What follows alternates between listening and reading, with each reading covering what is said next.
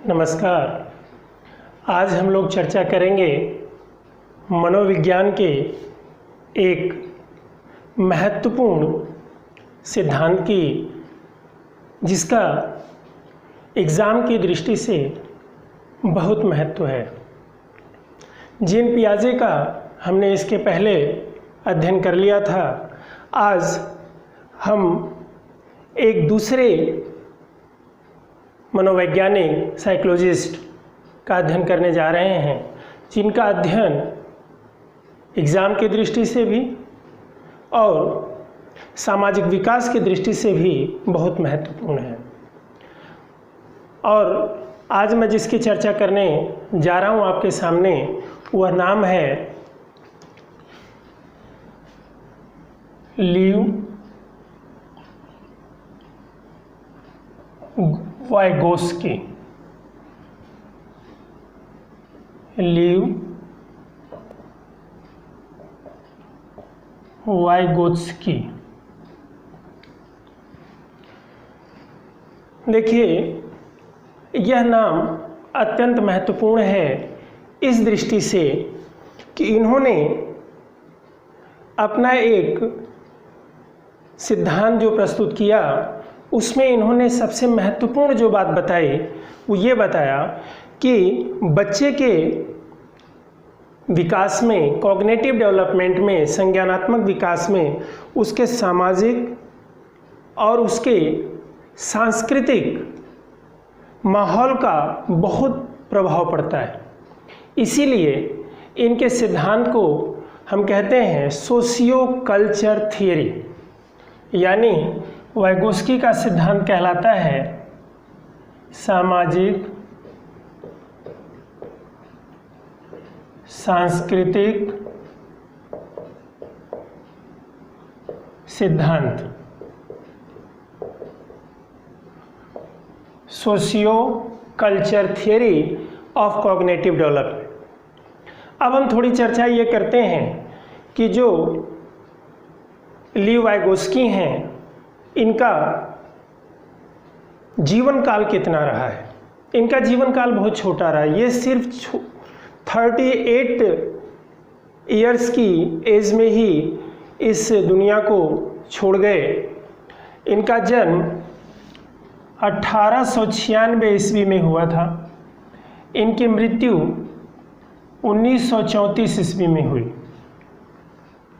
यानी नवंबर 1996 में इनका बर्थ हुआ और इनकी डेथ हुई जून 1934 में, 1934 में, यानी 38 ईयर्स की एज में ट्यूबरक्लोसिस बीमारी से इनका देहांत हुआ।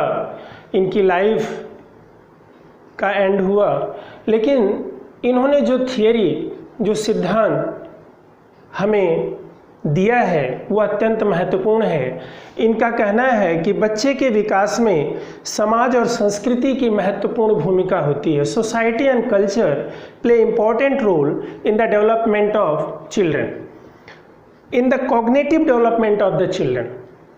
पियाजे ये कहते हैं कि बच्चे का विकास सभी संस्कृतियों में एक जैसा होता है। ये कहते हैं नहीं, हर कल्चर में बच्चे का विकास अलग अलग होता है, क्योंकि हर कल्चर के रीति रिवाज, सुविधाएं सब अलग अलग होती हैं। इसलिए हर कल्चर में बच्चे का विकास अलग अलग पाया जाता है। इन्होंने एक महत्वपूर्ण बात और बताया कि बच्चे का सबसे पहले बच्चे लर्निंग करते हैं, उसके बाद डेवलपमेंट होता है। यानी learning first, development takes place after that. जबकि पियाजे कहते हैं कि पहले डेवलपमेंट होता है, फिर लर्निंग होती है। अब यहाँ पे डिफरेंस देखिए, पहले अधिगम फिर विकास, ये मान्यता है लीव वाइगोस्की। इन्होंने ये कहा है कि बच्चे के विकास में सबसे महत्वपूर्ण रोल भाषा का है। अब देखिए, अगर हम भाषा की बात करें तो इन्होंने ये कहा है कि बच्चे की भाषा, लैंग्वेज उसके कॉग्निटिव डेवलपमेंट में बहुत ही महत्वपूर्ण रोल अदा करती है। अगर हम बात करें पियाजे की, तो पियाजे ये कहते हैं कि पहले बच्चे के थॉट डेवलप होते हैं, लैंग्वेज बाद में। ये कहते हैं नहीं, पहले लैंग्वेज डेवलप होती है और लैंग्वेज के द्वारा उसका थॉट डेवलप होता है, यानी language first, thought after that. अब इन्होंने जो बताया है लैंग्वेज में, तो इन्होंने कहा कि लैंग्वेज जो भाषा है उसके दो कार्य हैं। पहला कार्य है कि जो बड़े लोग हैं, जो अनुभवी लोग हैं, जो ज़्यादा नॉलेज वाले लोग हैं, वो अपनी नॉलेज भाषा के माध्यम से ट्रांसमिट करते हैं, ट्रांसफ़र करते हैं बच्चों। दूसरा इन्होंने बताया कि लैंग्वेज के माध्यम से बच्चे अपने अंदर कॉग्निटिव डेवलपमेंट को इम्प्रूव करते हैं थिंकिंग के जरिए। यानी भाषा दो तरह के कार्य करती है, एक तो बड़े लोगों से ज्ञान को ट्रांसफ़र करती है और दूसरा बच्चे के अंदर एडजस्टमेंट पावर को बढ़ाती। दूसरा पक्ष इसका ये है कि जब बच्चे लैंग्वेज के माध्यम से वातावरण में एडजस्ट करते हैं तो उनके अंदर थिंकिंग पावर बढ़ती है, एडजस्टिंग एबिलिटी डेवलप होती है। अब हम बात करते हैं कि लीव वाइगोस्की ने क्या माना है कि बच्चे के विकास में क्या रोल है समाज का और बच्चे कैसे डेवलप होते हैं। इन्होंने माना कि बच्चे कुछ बेसिक मेंटल एबिलिटी के साथ जन्म लेते हैं, जिनको इन्होंने एलिमेंट्री मेंटल फंक्शन या प्रोसेस कहा है। यानी 4 मेंटल एबिलिटी है जिनके साथ बच्चा जन्म लेता है और वो अपने कार्यों को समाज के साथ रह करके उन फंक्शंस के जरिए आगे बढ़ाता है अपने कॉग्निटिव डेवलपमेंट को। और वो 4 फंक्शन क्या हैं, देखिए। सबसे पहले अटेंशन, बच्चे के अंदर अटेंशन रहता है, सेंसेशन रहता है, परसेप्शन रहता है और मेमोरी। यानी इन 4 मेंटल एबिलिटी के साथ बच्चा जन्म लेता है और समाज में, वातावरण में आसपास होने वाली घटनाओं को ऑब्जर्व करता है, ध्यान देता है, सेंसेशन उसके अंदर पैदा होती है, परसेप्शन उससे डेवलप होता है और फिर उसकी मेमोरी डेवलप होती है। इसके बाद इन्होंने जो बताया उसका महत्व, बहुत ही महत्वपूर्ण स्थान है। इन्होंने बताया कि जब बच्चे लैंग्वेज सीखते हैं या बोलते हैं तो बच्चों की लैंग्वेज, 3 तरह की लैंग्वेज का वर्णन होता है। पहला इन्होंने बताया सोशल स्पीच, दूसरा इन्होंने बताया प्राइवेट स्पीच, तीसरा इन्होंने बताया इनर स्पीच। अब इन तीनों की चर्चा हम करते हैं कि लैंग्वेज जो बच्चे के अंदर डेवलप हुई, भाषा जो डेवलप हुई, वो 3 तरह की है। 2 वर्ष के बाद, यानी 2 वर्ष से 2 ईयर्स से बच्चे के अंदर सोशल स्पीच शुरू होती है, जिसके माध्यम से बच्चा कम्युनिकेट करता है, बड़ों की बातों को सुनता है और अपनी बातें उनको ट्रांसफ़र करने की कोशिश करता है। तो सोशल इंटरेक्शन बच्चे में सोशल स्पीच के द्वारा होता है, जो 2 वर्ष की अवस्था में शुरू होता है। 3 वर्ष की अवस्था से बच्चा अपने अंदर थिंकिंग शुरू करता है, उस लैंग्वेज को लेके अपने कार्यों को गाइड करने के लिए, अपने आप को मोटिवेट करने के लिए, अपने आप को दिशा बताने के लिए। और ये थोड़ा सा ऑडिबल होता है, सुनने योग्य होता है, बच्चा बोल बोल के बातों को करता है। तो 3 वर्ष की अवस्था से प्राइवेट स्पीच शुरू होती है और 7 वर्ष की अवस्था से बच्चा अपने अंदर बिना कुछ बोले अपने आप को गाइड करने के लिए लैंग्वेज का प्रयोग करता है। जैसे ऐसे मैं क्या करूँगा, मैं क्या करूँगा, तो बोलता नहीं, बल्कि अंदर ही अंदर सोचता है। और ये 7 वर्ष से शुरू होता है। यानी जो प्राइवेट स्पीच है, सोशल स्पीच और इनर स्पीच के बीच का एक ट्रांजिशनल पीरियड है जो लगभग 3 वर्ष से शुरू होता है। वाइगोस्की के सिद्धांत में सबसे जो महत्वपूर्ण रोल है वो ये है कि बच्चे अपने से बड़ों के साथ बेहतर सीखते हैं।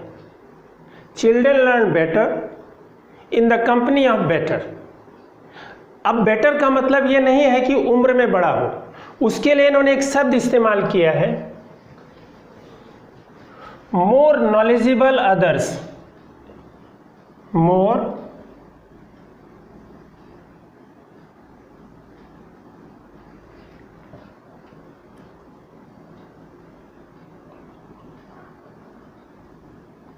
More knowledgeable others. More knowledgeable others यानी MKO, शॉर्ट में इन्होंने MKO बोला है। इन्होंने एक प्रोफार्मा डेवलप किया, एक पैटर्न डेवलप किया और 3 सर्कल के द्वारा उसको समझाने का प्रयास किया। ये देखिए, यानी कुछ क्षेत्र ऐसे हैं जिसको बच्चा खुद कर लेता है। यानी ये जो एरिया है उसको कह सकते हैं आई कैन डू। यानी बच्चा कहता है I can do this function या I can solve this problem. यानी कुछ एरिया ऐसा जिसका कार्य बच्चा खुद कर लेता है। और अब ये जो एरिया है, जो बीच वाला एरिया है, ये बच्चा सॉल्व तो कर लेता है लेकिन वो MKO के सहयोग से करता है। इसका मतलब है I can do with the help of others.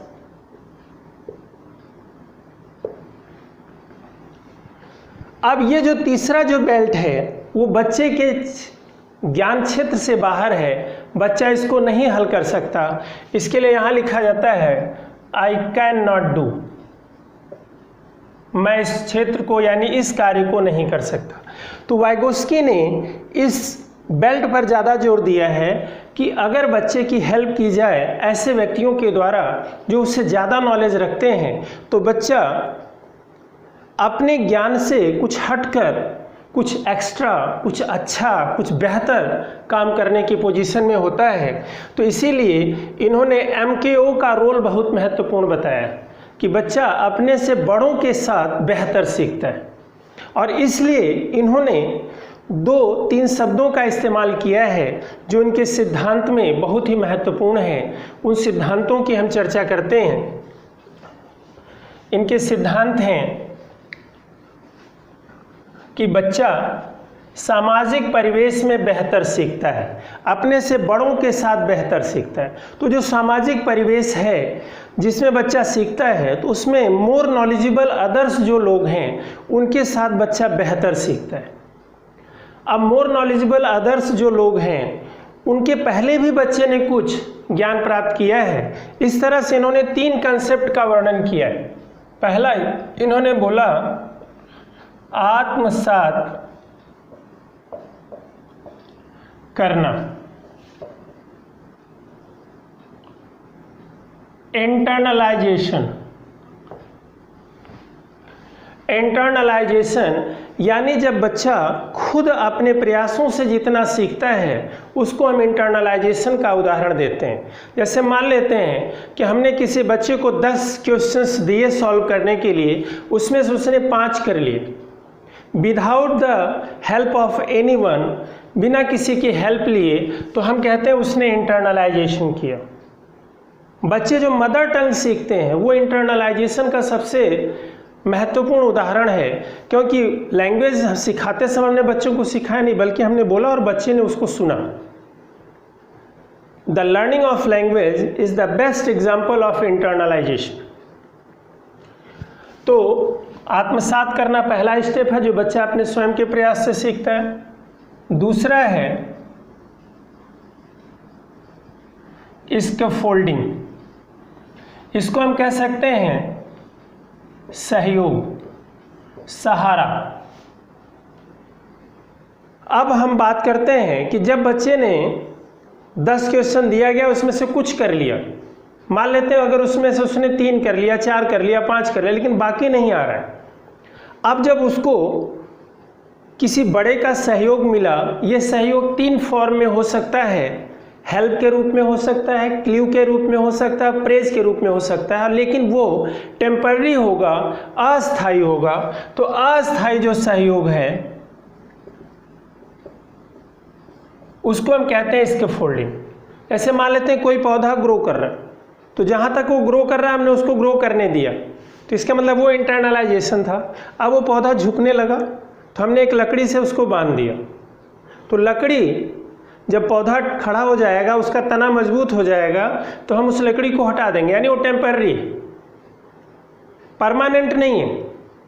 तो टेम्पररी हेल्प है जो प्रेज के रूप में, हेल्प के रूप में और क्ल्यू के रूप में बच्चे को दी जाती है, उसको हम कहते हैं स्कैफोल्डिंग। यानी बड़े बच्चों के विकास में जो अपना रोल प्ले करते हैं और वो रोल टेम्पररी रोल होता है, उसको हम कहते हैं स्कैफोल्डिंग। तीसरा इन्होंने कहा ZPD, zone of proximal development, समीपस्थ विकास का क्षेत्र, समीपस्थ विकास का क्षेत्र। यानी हम जिसके पास रहते हैं, जिसके साथ रहते हैं, उसके साथ रहने से जो इजाफा हुआ। अब जैसे मान लेते हैं कि हमने बच्चे को 10 क्वेश्चन दिया, उसमें से बच्चे ने 5 क्वेश्चन सॉल्व कर लिए। एग्जाम्पल के तौर पे हम लेते हैं 5 कर लिए, तो 5 उसने इंटरनलाइज कर लिया। अब आगे के जो 5 क्वेश्चन है वो सॉल्व नहीं कर पा रहा है, तो उसने बड़ों की हेल्प ली। हेल्प की वजह से उसने 3 क्वेश्चन और सॉल्व कर लिए, यानी 10 क्वेश्चन में से 8 क्वेश्चन सॉल्व हुए। तो जो 3 एक्स्ट्रा था अपने एफर्ट के अलावा दूसरों के क्ल्यू किए, दूसरों की मदद से किया, वो ZPD। ZPD हम कह सकते हैं difference between the acquired knowledge with the help of others and the acquired knowledge by the self efforts. दूसरों के प्रयास से सीखा ज्ञान और अपने प्रयास से सीखे ज्ञान के बीच का जो अंतर है वो है ZPD। यानी पूरा उसने 8 क्वेश्चन किया, अपने प्रयास से उसने 5 किया और बड़ों के प्रयास से उसने 8 कर लिया था, यानी 5 अपना भी मिला के। तो 8 में से 5 हम निकालते हैं तो जो 3 बचा वो ZPD है। इसी तरह से इन्होंने इस को और क्लैरिफाई किया और उसके लिए इन्होंने बताया कि बच्चे के अंदर एक पोटेंशियल होता है, एक संभाव्य क्षमता होती है। उस संभाव्य क्षमता में उसकी खुद की मेहनत यानी इंटरनलाइजेशन, जिसको उन्होंने लेवल ऑफ एक्चुअल डेवलपमेंट भी कहा, वह और बड़ों के सहयोग से विकसित क्षेत्र मिला करके हो सकता है। यानी कि बच्चा जितना खुद अपने प्रयास से करता है उसको हम कहते हैं इंटरनलाइजेशन। दूसरों की जो अस्थायी सहयोग है उसको हम कहते हैं स्कैफोल्डिंग। और अस्थायी सहयोग से जो बच्चे का विकास हुआ, जो एक्स्ट्रा गेन किया बच्चे ने, वो है ZPD। गेन किया हुआ, एक्वायर किया हुआ जो क्वांटिटी है वो है ZPD। जो टेम्पररी हेल्प है वो स्कैफोल्डिंग है और जो बच्चे ने खुद अपने प्रयास से सीखा वो इंटरनलाइजेशन है। इसके अलावा ये प्रश्न आता है कि वाइगोस्की का जो सिद्धांत है उसका एजुकेशनल इम्प्लीकेशंस क्या है। वाइगोस्की ने पारस्परिक शिक्षण की एक बात कही है। इन्होंने कहा कि बच्चे के शिक्षा में हम पारस्परिक शिक्षण, जिसको इन्होंने कहा रेसिप्रोकल टीचिंग, रेसिप्रोकल टीचिंग, पारस्परिक शिक्षण। पारस्परिक शिक्षण का अर्थ है कि शिक्षक और बच्चों का एक ग्रुप बना दिया जाता है और वो ग्रुप चीज़ों को समराइज करता है, संक्षिप्त करते हैं उसको, और उसके बाद उसमें क्वेश्चन करते हैं, क्वेश्चन के बाद उसको क्लैरिफाई करते हैं, क्लैरिफाई के बाद उसमें प्रेडिक्ट करते हैं। यानी 4 स्टेप्स होता है रेसिप्रोकल टीचिंग में: summarising the matter, questioning about the matter, clarifying the fact, and after that predicting about the fact about the matter. तो रेसिप्रोकल टीचिंग की बात करते हैं जिसमें एक व्यक्ति या एक बच्चा अपने से बड़ों के साथ, यानी एक स्टूडेंट शिक्षक और बच्चों के ग्रुप में सीखता है एक दूसरे से। और उसके 4 स्टेप्स हैं: summarising, questioning, clarifying and predicting. इसके बाद इन्होंने एक वर्ड और यूज़ किया है, और वो वर्ड है कि बच्चे के विकास में कोलैबोरेट लर्निंग का प्रयोग किया जाएगा। यानी बच्चों का ग्रुप होगा और हर ग्रुप में बच्चे सहयोगात्मक अध्ययन करेंगे, एक दूसरे को सिखाएंगे, एक दूसरे को बताएंगे। इनकी कुछ आलोचना भी की जाती है। आलोचना में सबसे महत्वपूर्ण ये है कि इनकी जो थियरी थी वो रशियन लैंग्वेज में थी, जिसको इंग्लिश में ट्रांसलेट होने में काफ़ी समय लगा। कई बातें तो इनकी अभी भी ट्रांसलेट नहीं हो पाई हैं। दूसरा, इन्होंने ये बताया कि बच्चे के विकास में सोसाइटी का रोल होता है। तो सोसाइटी का जो रोल है, उस रोल में इन्होंने सबसे महत्वपूर्ण जो प्रश्न किया वो दिया कि वर्बल टीचिंग या वर्बल इंस्ट्रक्शंस की बात की, जबकि प्रैक्टिस और ऑब्जर्वेशन को इन्होंने इग्नोर किया। ओवरऑल कुल मिला के हम ये कह सकते हैं कि इनका सिद्धांत लर्निंग पर ज़्यादा फोकस करता है, और ये कहता है कि पहले बच्चे में लर्निंग होगी, फिर डेवलपमेंट होगा। और पियाजे के सिद्धांत से यहीं पे डिफर करते हैं। ये एक बात और कहते हैं कि बच्चे की लैंग्वेज और थॉट दोनों अलग अलग होते हैं। 3 वर्ष के बाद लैंग्वेज और थॉट दोनों एक ही हो जाते हैं। लैंग्वेज बच्चे के डेवलपमेंट में बहुत मेजर रोल अदा करता है। और अंत में एक शब्द और बोलते हुए, रिपीट करते हुए मैं बताता हूँ जो सबसे महत्वपूर्ण इनका है: learning first, development after that. पियाजे और वाइगोस्की के सिद्धांत में सबसे महत्वपूर्ण अंतर ये भी है कि पियाजे बायोलॉजिकल फैक्टर्स को अधिक महत्वपूर्ण मानते हैं, जबकि वाइगोस्की सोशल फैक्टर्स को अधिक महत्वपूर्ण मानते हैं। इन शब्दों के साथ मैं अपने इस लेक्चर को विराम देता हूँ। हमें उम्मीद है कि आपको यह वीडियो जो वाइगोस्की के विषय में है समझ आएगा। धन्यवाद।